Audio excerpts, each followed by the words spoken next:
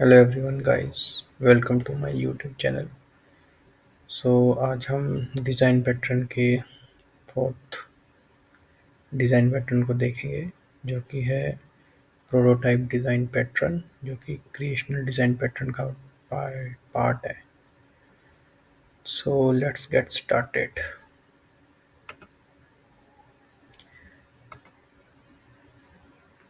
ये रही कुछ इसकी डॉक्यूमेंट। प्रोटोटाइप डिज़ाइन पैटर्न है क्या?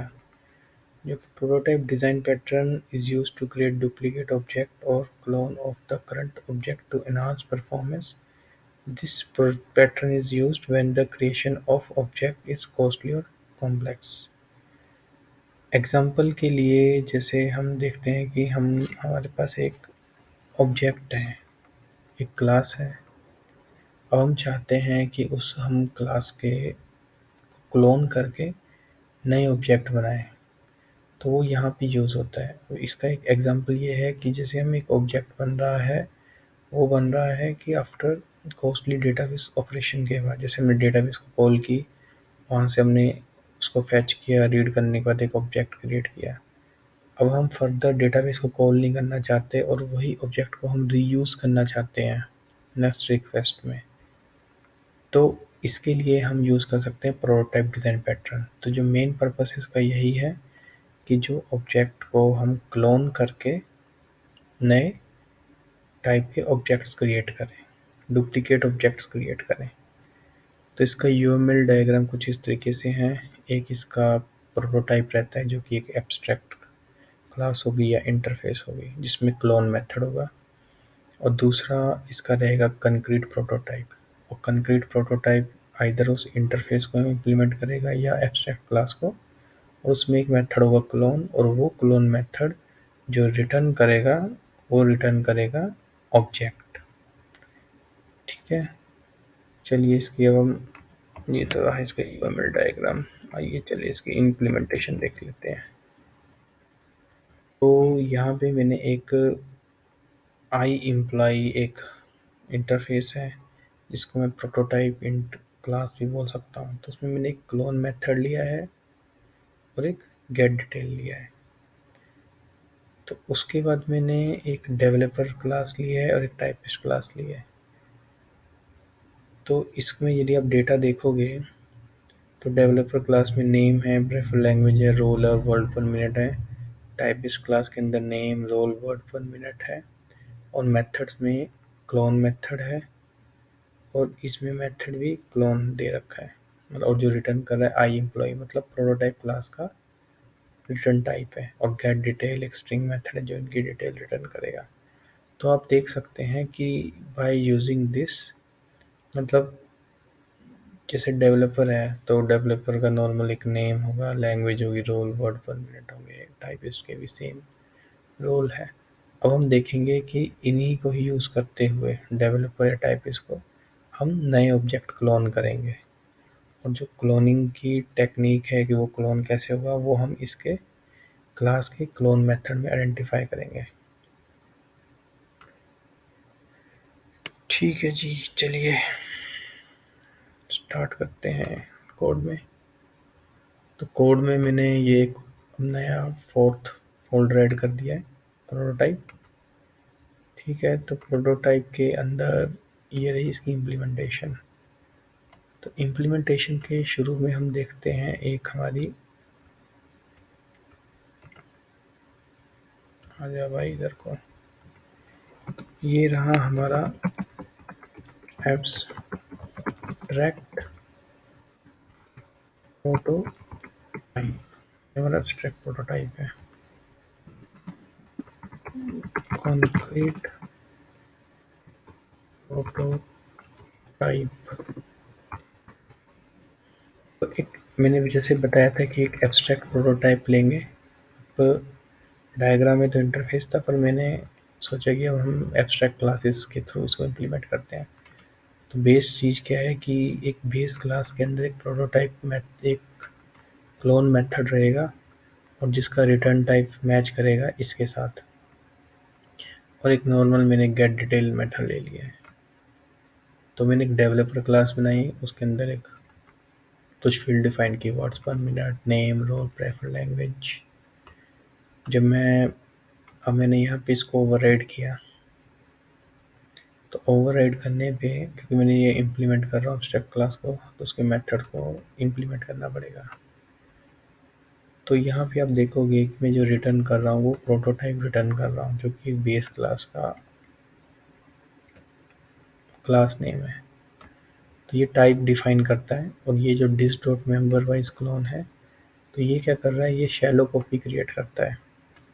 यदि मैं ये यूज़ करता हूँ नीचे वाला कोड, तो ये डीप कॉपी क्रिएट करेगा। अब शैलो कॉपी और डीप कॉपी के बारे में आपको अभी थोड़ी देर में बात बताऊंगा। और गेट डिटेल मेथड्स में मैंने जस्ट वैल्यू प्रिंट किया है। अब इसकी दूसरी ये है कंक्रीट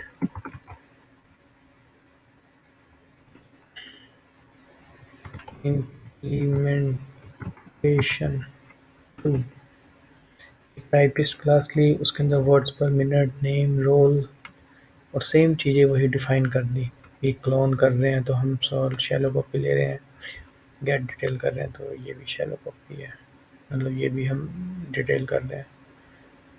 अब जो मैंने बताया था कि हमारे पास एक शैलो कॉपी और डीप कॉपी होती है, तो शैलो कॉपी और डीप कॉपी का कॉन्सेप्ट ऐसा है कि जब भी हम ऑब्जेक्ट्स बना रहे हैं, जैसे मैं एक पहला ऑब्जेक्ट बनाया एक क्लास का, उसको यूज़ करते हुए मैं दूसरा ऑब्जेक्ट कर रहा हूँ, क्लोन बना रहा हूँ, तो यदि शैलो कॉपी हुई तो इसमें जो भी रेफरेंस टाइप के चीज़ें होंगी, यदि मान लो कोई क्लास है, क्लास के अंदर रेफरेंस टाइप के वेरिएबल्स कैसे हुए, जैसे यूज़र डिफाइन मतलब क्लासेस हुए, यदि मैं उसके अंदर यूज़ करता हूँ तो वो दोनों सेम रेफरेंस को कॉपी करेंगे। तो यदि मैं सोर्स में चेंज कर रहा हूँ तो टारगेट चेंज होगा, टारगेट में चेंज कर रहा हूँ सोर्स चेंज होगा।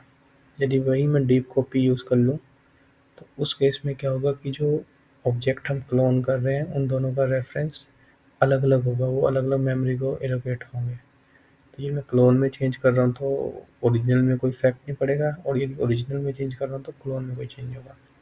तो ये एक बेसिक डिफरेंस है शैलो कॉपी और डीप कॉपी। हमने अपने ट्यूटोरियल में सिर्फ शैलो कॉपी का ही इस्तेमाल किया है अभी के लिए। तो चलते हैं इसकी इम्प्लीमेंटेशन की ओर। तो देखिए, जैसे मैंने ये क्लास ली डेवलपर क्लास, उसके मैंने पैरामीटर डिफाइन किए। अब मैंने जब पैरामीटर डिफाइन किया, अब देखिए कि अब इसकी इम्प्लीमेंटेशन समझिए, जो हमने अभी प्रोटोटाइप क्लास यूज़ की।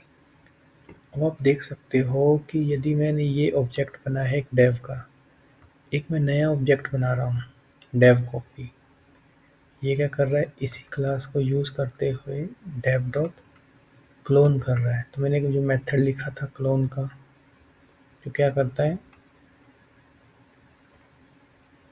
क्लोन मेथड हमारा शैलो कॉपी कर रहा है, मतलब इसका ऑब्जेक्ट क्रिएट कर रहा है, डुप्लीकेट ऑब्जेक्ट क्रिएट कर रहा है। तो इसके थ्रू मैं ऑब्जेक्ट क्रिएट कर सकता हूँ। मैंने इसका एक नेम चेंज कर दिया गितेश, और मैंने ना ही इसमें रोल मेंशन किया ना प्रेफर लैंग्वेज। अब हम देखते हैं ये करेगा क्या। ठीक है, ये मैंने प्रिंट करवा दिया, चलाते हैं इसे।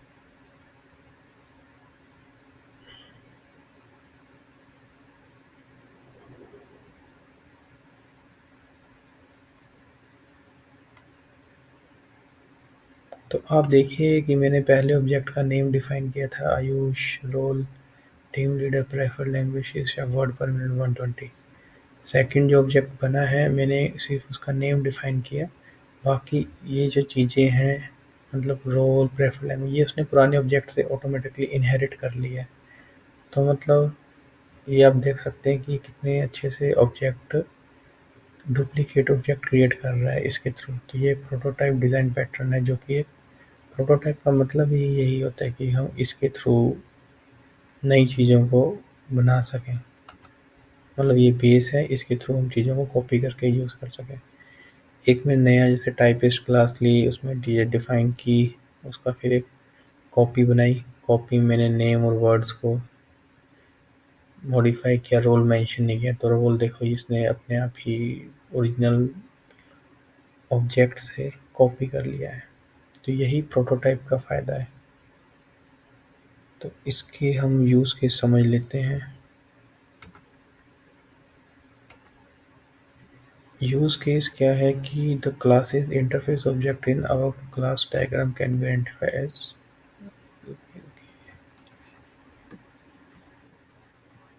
तो व्हेन टू यूज़ इट, इसे हमें तब यूज़ करना है जब creation of each object is costly और कॉम्प्लेक्स। मतलब हम एक ऑब्जेक्ट क्रिएट कर रहे हैं, जरूरी नहीं हमने यहाँ तो बहुत सिंपल मेथड यूज़ किया, पर कई जगह क्या होता है कि ऑब्जेक्ट क्रिएट करने के लिए काफ़ी माथापच्ची करनी पड़ती है। मतलब हमें काफ़ी कॉल्स करनी पड़ने के बाद डिफाइन करने का ऑब्जेक्ट क्रिएट होता है। तो यदि ऑब्जेक्ट क्रिएट करना काफ़ी टफ है, तो बेसिक क्या है कि हम एक बार ऑब्जेक्ट क्रिएट करें और दूसरी बार हम उसकी शैलो कॉपी या डीप कॉपी के थ्रू हम उसका एक कॉपी बना के यूज़ कर लें रेफरेंस के लिए। तो ये एक फास्ट होगा और इकोनॉमिकल भी होगा। तो यही था दोस्तों आज के लिए। तो मिलते हैं आपसे नेक्स्ट वीडियो में। तो थैंक यू गाइस। और यदि आपने मेरे इस चैनल को सब्सक्राइब नहीं किया है तो आप उसे प्लीज़ सब्सक्राइब कीजिए। ये मुझे मोटिवेट करेगा कि मैं और वीडियोस बनाऊं।